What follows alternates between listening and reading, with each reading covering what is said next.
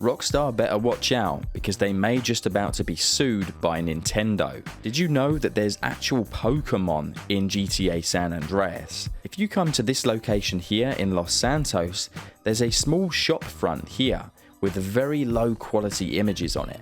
As it turns out, this is an image of Pikachu, Squirtle, and some of the Pokémon characters. Here's an extraction of the high quality photograph for you to see what graphics are on the side of this building. It's surprising that Nintendo haven't taken any action on this, considering they're so violent when it comes to lawsuits. Do you remember the mission Outrider? That really boring mission where you have to drive a motorbike and clear countless roadblocks so that a really slow van can drive to its final destination, taking the most uneconomical route, the longest possible way to get there. Yeah, we all know that mission and it sucks.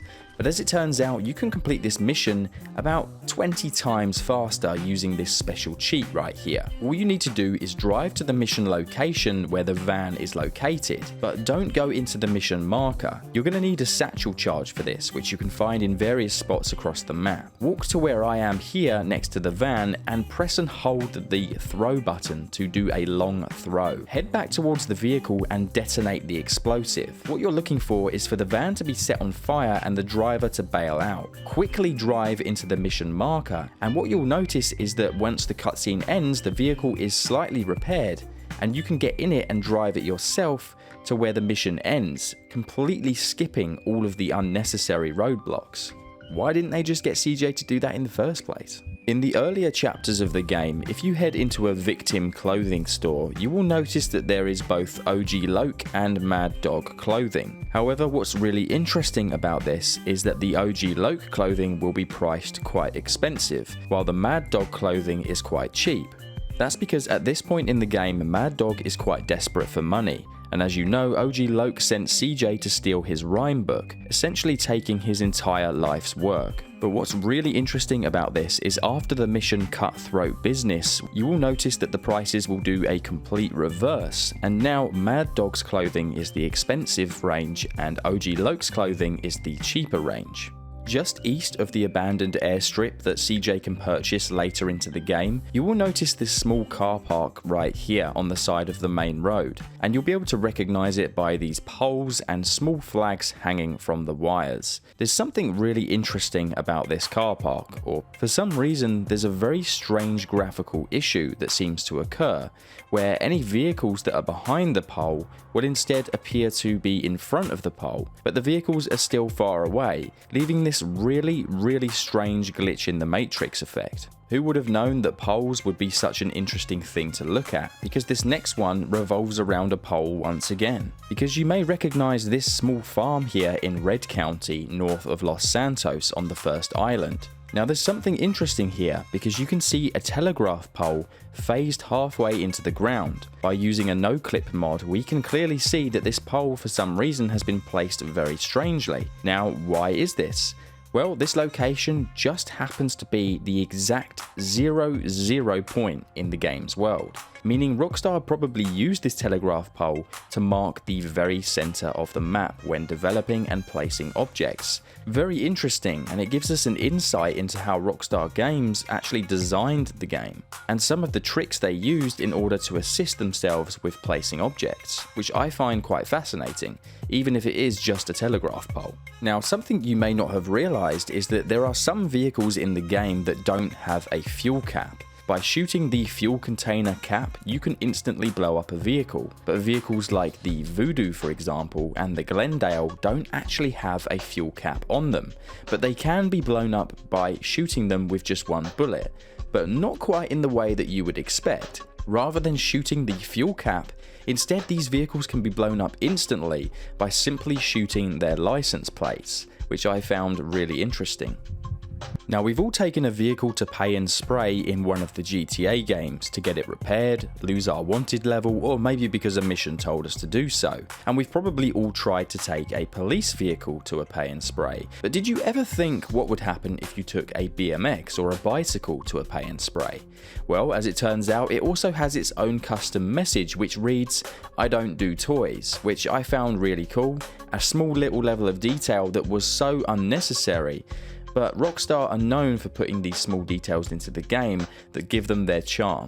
Now, you probably remember this mission called Grey Imports. It's one of the crash missions that Tenpenny sends CJ on, and in this mission you need to head down to the docks to find a Russian's arm dealer and take him out. Now, what you probably didn't know is that during this mission, during the gunfight scene where you're fighting your way through the warehouse, there's a secret alternative ending for some of the NPCs, shall we say. All you need to do to activate this secret is to get to this point here where you can see a crate hanging above these enemies. Simply shoot the crate and it will reveal a secret animation where the crate falls from the air and crushes the enemies. Now, you remember that really boring mission Snail Trail, where the crash officers send you on a wild goose chase to follow a train all the way from San Fierro to Los Santos?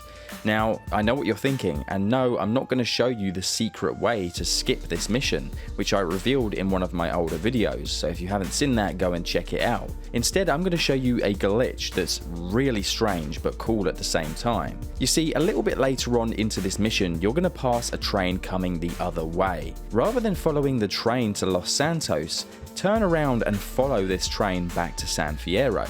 When it reaches the station, something very odd happens here. It decides to go completely off course. It loses its entire collision, and it starts to fly in the air. As you can see, you can stay on this train for a really long time. Go and try this yourself and let me know how far the train goes, because I accidentally fell off.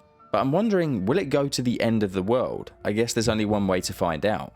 There's several hidden interiors in the game files that exist on everyone's copy of the game that simply cannot be accessed without mods.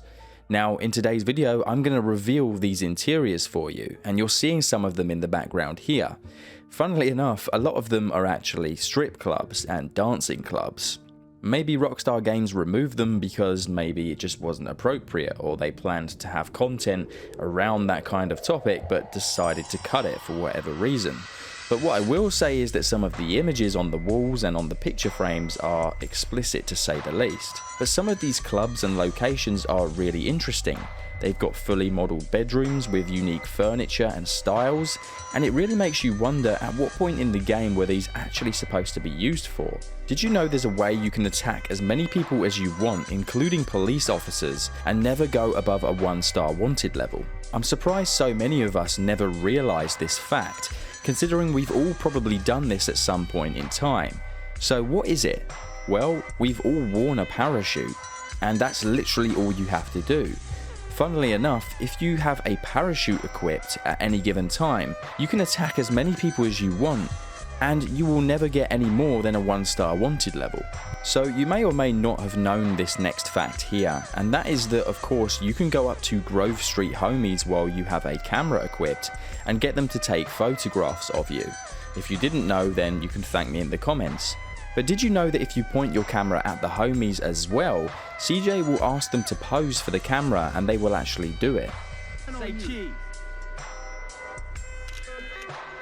Did you know that if CJ has over 50% body fat percentage, you can unlock some secret cutscenes in the game that can only be seen if CJ is fat? Before I show you the fat cutscenes, there's also a secret fat CJ phone call that many of us probably didn't realise. Because in order to unlock this secret phone call, you have to have over 50% body fat and fail a mission. That mission is Running Dog for Big Smoke, where you're tasked with chasing down an enemy on foot. If you let the enemy escape and you're overweight, this is the phone call that Big Smoke makes to CJ after the mission has finished. Yo, Carl, it's Smoke.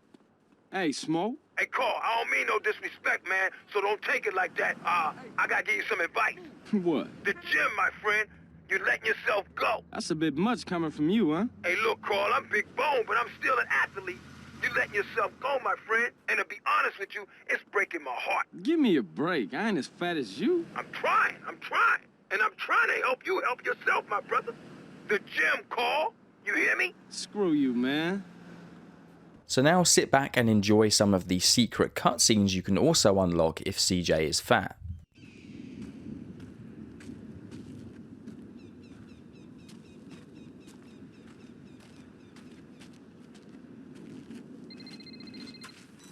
Torino, where are you?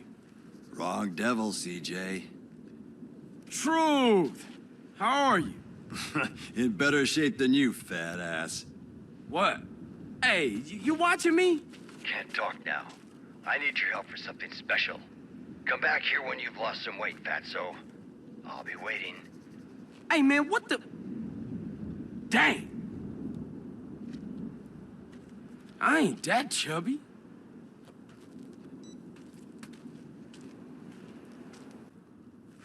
Hey, man, where you at? Sound like you in a cave or something. Around. Been eating a lot lately, Carl? Not getting enough exercise? Yeah, I guess. Look, I want you to use that gizmo you acquired, but you gotta lose some of that ballast first, fat ass. Hurry! We've only got a short window for this one. The hell with you. Man, I'm just big bone. Shit, that's all.